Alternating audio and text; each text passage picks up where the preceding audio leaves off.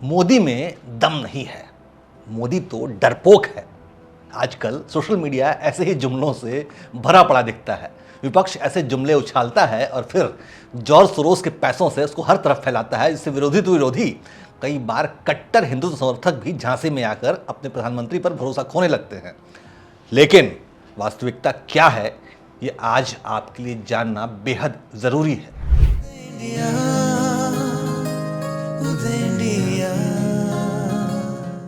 नमस्कार, उदय India digital में स्वागत है आपका। मैं हूं अंशुमान आनंद। उधर से ट्रंप ने एक इशारा किया, फोन उठाया, कहा मोदी जी क्या कर रहे हो, नरेंद्र सरेंडर, और जी हजूर करके नरेंद्र मोदी जी ने ट्रंप के इशारे का पालन किया।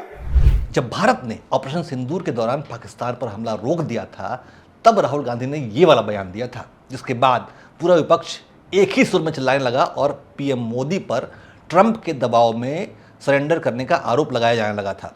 उस समय तो कई राष्ट्रवादी और खुद को हिंदुवादी समझने वाले लोग भी इन लोगों के झांसे में आ गए थे और कहने लगे थे कि अच्छा मौका है, पीओके खाली करा लेना चाहिए था। कुछ लोग तो कहने लगे थे कि पाकिस्तान पर कब्जा ही कर लेना चाहिए था, पाकिस्तान में तख्ता पलट करा देना चाहिए था, वगैरह वगैरह। उसी तरह से जब लाल किले में खालिस्तानी हुड़दंगी घुस आए थे, तो भी ऐसे ही बातें कही गई थी कि मोदी सरकार डर गई है, हुड़दंगियों के आगे मोदी झुक गए हैं।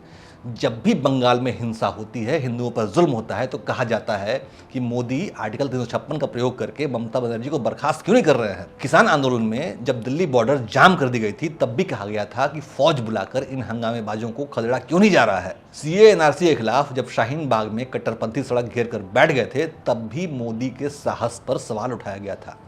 बल्कि आपको तो याद ही होगा कि जब जम्मू कश्मीर में मोदी जी ने महबूबा मुफ्ती के साथ मिलकर सरकार बनाई थी, तब भी पीडीपी जैसी देश विरोधी स्टैंड रखने वाली पार्टी के आगे इसको मोदी का सरेंडर बताया गया।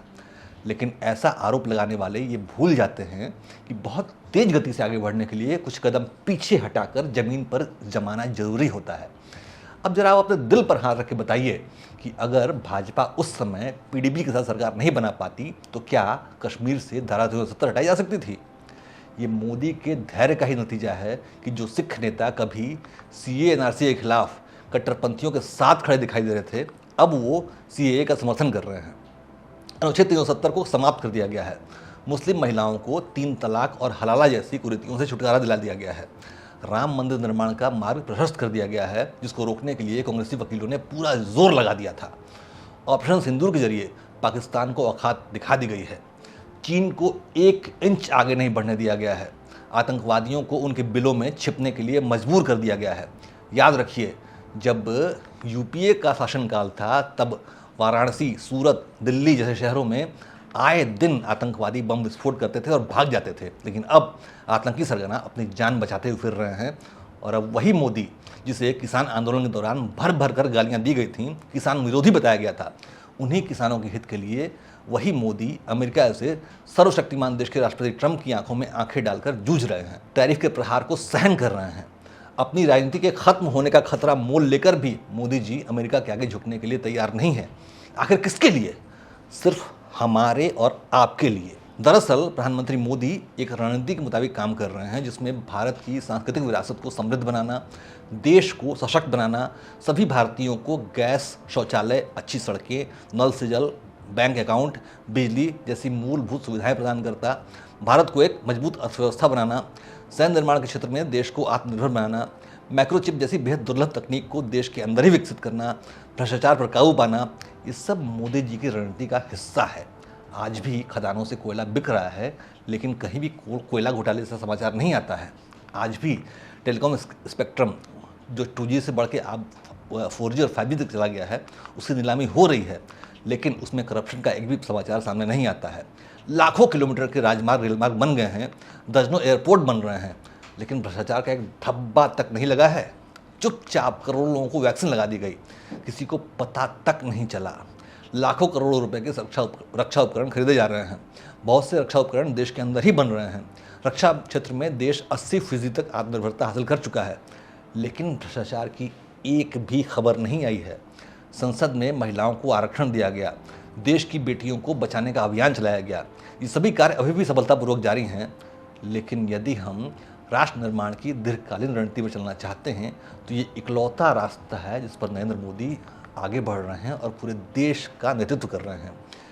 जब छोटी छोटी बातों पर हम लोग बेचैन होकर ट्विटर फेसबुक पर ज्ञान बहारने लगते हैं, बल्कि कुछ लोग तो गालियां तक देने लग जाते हैं, तब हम भूल जाते हैं कि मोदी कर्मयोगी हैं और श्री कृष्ण के अनुयायी हैं।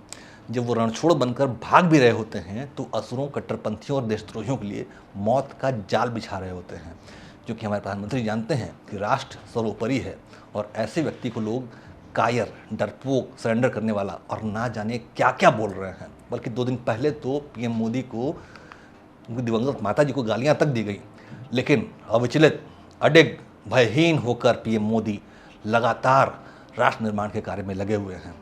ऐसे ही शख्स के लिए शायद किसी कवि ने ये पंक्तियां लिखी हैं जो मैं पढ़ने जा रहा हूँ।